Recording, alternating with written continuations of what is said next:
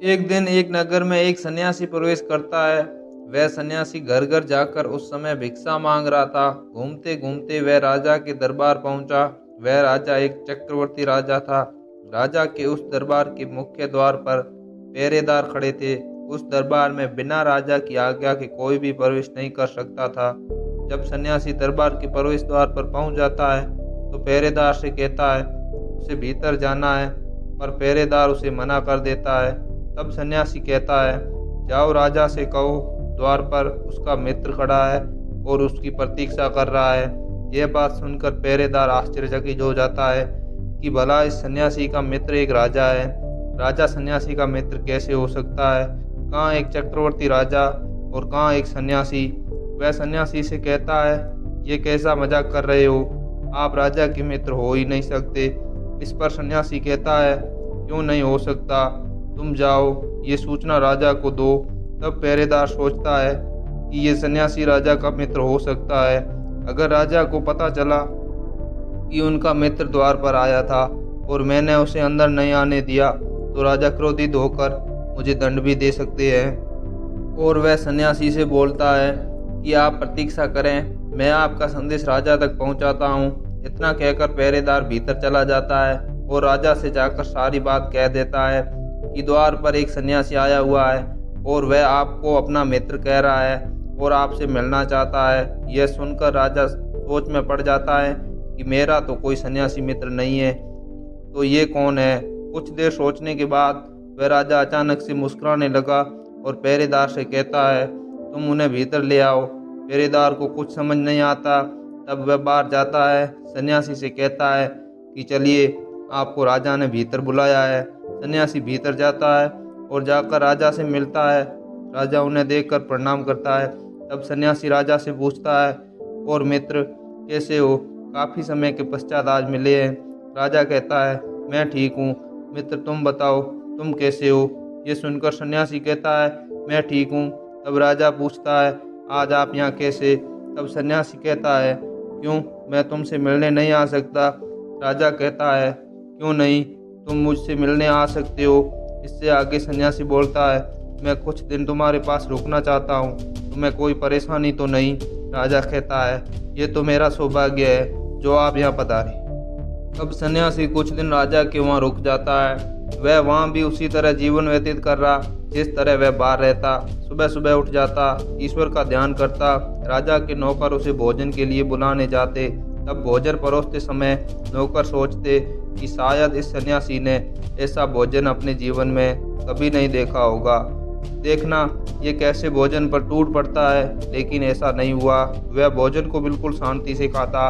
उसे कोई फर्क नहीं पड़ता कि वह कैसा भोजन खा रहा है। वह उस भोजन को पूर्णतः शांति से ग्रहण कर रहा था। ये देख राजा की पत्नी सहित सभी लोग काफ़ी हैरान होते। ऐसे ही देखते देखते कुछ दिन निकल गए। एक दिन राजा व सन्यासी दोनों बैठकर आपस में बातें कर रहे थे कि राजा पूछता है उसका सब कैसे चल रहा है। तब सन्यासी उत्तर देते हुए कहता है कि ठीक नहीं है। राजा पूछता है, लेकिन क्यों?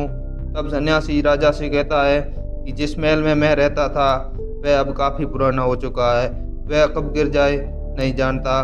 मेरे इतने सारे नौकर भी काम छोड़कर चले गए क्योंकि वह काम करना ही नहीं चाहते। मेरी रानियां भी वृद्ध हो गई हैं। यह सब सुनकर सभी लोग हैरानी में पड़ गए कि भला ये सन्यासी ये सब क्या कह रहा है। अगर ये इतना ही धनी है तो फिर ये इस तरह क्यों रह रहा है? ये प्रश्न सभी के भीतर चल रहा था। ये सब सुनकर राजा ने सोने की मोहर सन्यासी को दी। तब सन्यासी कहता है, यह मोहरें कम है। तब राजा कहता है, इस बार तो इतनी है, अगली बार ज़्यादा मोहरें लेकर जाना। राजा की बात पर सन्यासी उत्तर देता है कि यदि ऐसी बात है तो आप मेरे साथ चलो। लेकिन राजा कहता है, कहाँ? तब सन्यासी कहता है, यहाँ से 7 समुंदर दूर, वहाँ सोने की खदान है। वहाँ जैसे ही मेरे पैर पड़ेंगे अवश्य समुद्र सूख जाएंगे, क्योंकि मेरे कर्मों की शक्ति आप देख चुके हैं। ये सब सुनते ही राजा मुस्कुराने लगे और 200 सोने की मोहरें निकाल कर दी। वह समझ जाते हैं कि सन्यासी ने क्या कहा। अब उस सन्यासी के पास कुल 300 सोने की मोहरें हो जाती है। तब राजा कहता है, क्या इतना काफ़ी है? सन्यासी कुछ नहीं कहता और वहाँ से चला जाता है। यह पूरी घटना देख वह पहरेदार, नौकर व परिवार के अन्य सदस्य हैरान हो जाते हैं कि पिछले कुछ दिनों में ये सब क्या चल रहा है। किसी को कुछ भी समझ में नहीं आता। तब राजा की पत्नी कहती है, क्या आप हमें सब कुछ विस्तार से बताएंगे कि क्या हुआ, ये कौन थे, मैं तो इनसे पहले कभी नहीं मिली। तभी पहरेदार कहता है, और आपने उस सन्यासी को इतना सोना क्यों दिया? उसने निश्चित रूप से आपको ठगा है, आप उसकी बातों में कैसे आ गए? यह सब सुनकर राजा कहता है कि मैं कहीं नहीं ठगा गया। उस सन्यासी के हर शब्द का अर्थ मैं समझ रहा था, लेकिन तुम सब नहीं समझे।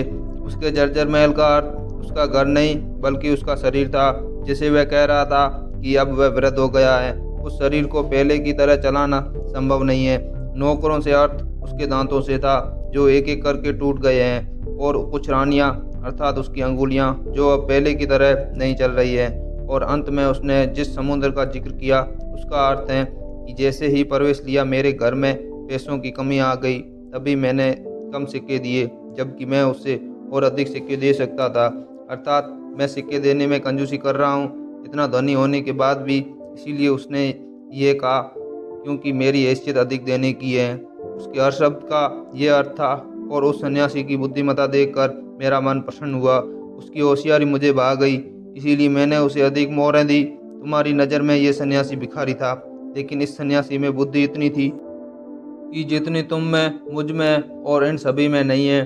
तब राजा की ये सभी बातें सुनकर उस पहरेदार को ये एहसास होता है कि कभी किसी व्यक्ति को रंग रूप से नहीं परखना चाहिए, और ना ही उसकी बुद्धिमत्ता का अंदाज़ा लगाना चाहिए, क्योंकि साधारण दिखने वाले लोग अपने ज्ञान और बुद्धिमत्ता से बहुत आगे बढ़ जाते हैं। दोस्तों, इस कहानी से यही सीख मिलती है कि कभी किसी को उसके रंग रूप, पहनावे, उसके ढंग से नहीं पहचानना चाहिए, और ना ही उसके प्रति अपने मन में कोई विचार लाना चाहिए। व्यक्ति की खूबियाँ परखो, ना कि उसकी हैसियत। तो कैसी लगी आज की ये कहानी, कमेंट बॉक्स में कमेंट करके ज़रूर बताएं, और अगर अच्छी लगी हो तो हमारे चैनल न्यू वर्ल्ड मोटिवेशन को सब्सक्राइब करें। धन्यवाद, मिलते हैं अगले वीडियो में।